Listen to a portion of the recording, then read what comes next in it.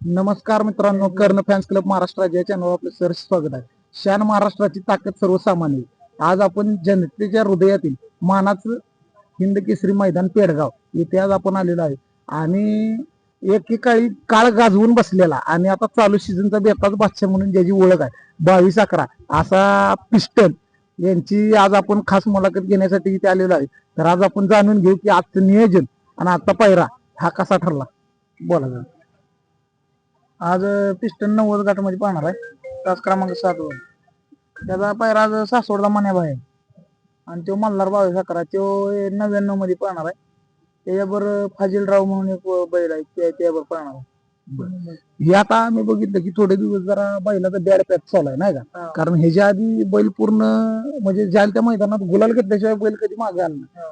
तर त्या काळाबद्दल काय सांगाल की लोकांनी तुम्हाला त्या काळात कशी साथ दिली आणि आता जेव्हा बैल टॉपला आला तेव्हा तुम्हाला लोकांच्यात काय प्रतिक्रियेत बदल दिसतो. प्रतिक्रियात म्हणजे काय, प्रत्येकाचा दिवस येत असतो. कधी आपला पोहतो, कधी त्याचा पण त्याला त्रास जाणून घेतोय का, जे बोलतं चालतंय का बाबा ते आपलं समजून घेतोय ना. मग बैल काही पळायला कमी आला, पायाला प्रॉब्लेम होता त्याला जरा, त्यामुळे गेलं 7-8 महिने त्याचं गेलं बॅडपॅच मध्ये. आता बैल पहिल्यासारखा पळायला लागला जरा. म्हणजे या खेळात संयमाला भरपूर किंमत आहे आणि जो या खेळात संयम टिकवून आहे त्याचा विजय हा निश्चित आहे. 100% विजय आहे त्याला. ज्यानं संयम ठेवला त्याला यश नक्की मिळणार एक दिवशी. आणि जे आजचं भव्य दिव्य असं मैदान भरवलंय यात पारदर्शकता आहे का आणि तुम्हाला काय या मैदानाचा त्रास किंवा आयोजन कमिटीची तुम्हाला कशी साथ आहे त्याबद्दल सांगा. आयोजन कमिटी काय बोलायचं नाही, की काय सुनील मोरे सरकारकडे जाईल, त्यामुळे काय बोलायचा प्रश्न येत नाही. त्याचं आयोजन नियोजन एक नंबर आहे, काय नाही त्रास कोणालाच होत नाही. त्रास मैदानात बैलांना होत नाही का चात्यांना होत नाही. बरोबर.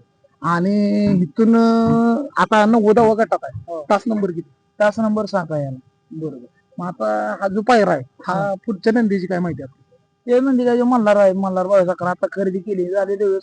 त्याचं पण व्हायचं आजारपणात जास्त दिवस गेले, तो बैल पडलेला त्यामुळे त्याचा आजारपणात जास्त दिवस गेला. 22-11 आपला पिस्टन आहे, सगळ्यांची चर्चेत आहे महाराष्ट्राच्या.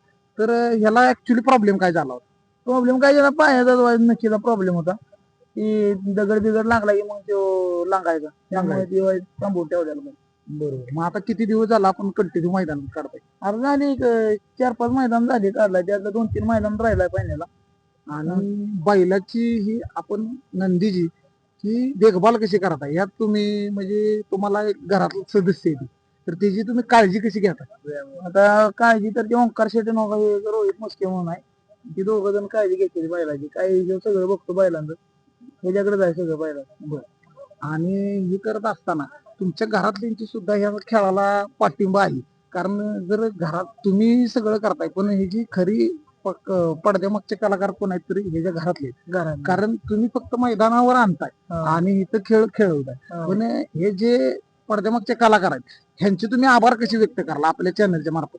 आभार म्हणजे काय, ती सगळी त्यांच्या घरातलं काही कुणाचं याला दोष नाही की बाबा पळवू नका असं तसं काय नाही, सगळ्यांना सपोर्ट आहे, त्यामुळे आज बैल पळतात ना. आणि तुम्ही जी हे नाद करताय त्याला किती वर्ष झाली.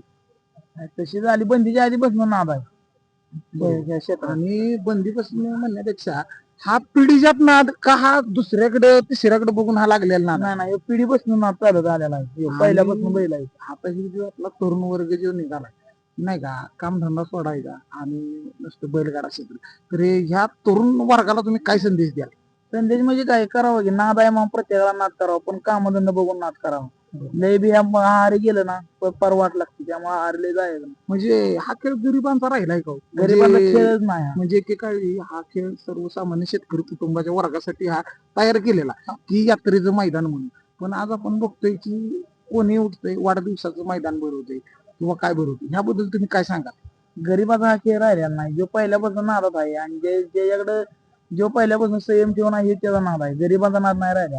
आणि साधारणतः म्हणजे समजा आता सर्वसामान्य घरातील आपण सगळे व्यक्ती तर आपल्याला समजा घरातून नंदी मैदानात नेताय आणि मैदानातून परत घरी आणायचं तर साधारणतः आपल्याला खर्च किती होतो.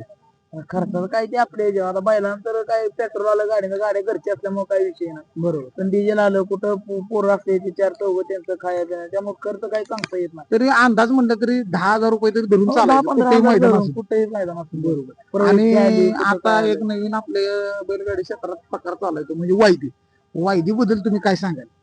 वायदीचं आता काय एवढं काय आपल्याला सांगता येणार, वायदीचं कसं आहे आपण अजून लहान आहे एवढं. बरोबर. त्यामुळे त्यांचं वायदीचं काय सांगता येणार नाही. आणि कसं झालंय वायदी म्हणण्यापेक्षा ज्याचा बैल पळतोय त्यालाच या क्षेत्रात किंमत आहे. आम्ही बघितलं आता सगळीकडे. पण मला असं वाटतं की ज्याचा बैल खरं पळतोय त्याने ऍक्च्युली जे अंधारातील बैल आहेत म्हणजे जिना कोण देत नाही गरीबाला, उलट त्यांनी गरीबाला साथ देऊन ती नंदी उजेडात आणली पाहिजे असं आमचं म्हणणं आहे. त्याबद्दल तुमचं काय म्हणणं आहे? बरोबर आहे, ही म्हणणे बरोबर आहे. जे समजा गरीब आहे एका शेतकऱ्याचा बैल चांगला पळतो भाऊ, खरंच चांगला पळतो, तर त्याला वायदी बिदी द्यायचं कारणच नाही. वायदी देणं देता बाबा अंधारात उजेडात बैल आणला पाहिजे. त्याचं बी नाव होतंय, त्याचं बी नाव होतंय, त्यामुळे साथ दिली पाहिजे. तर बघितलं असेल मित्रांनो की आपण आज 22/11चा संपूर्ण इतिहास आज आपण महाराष्ट्र समोर सादर केलेला आहे.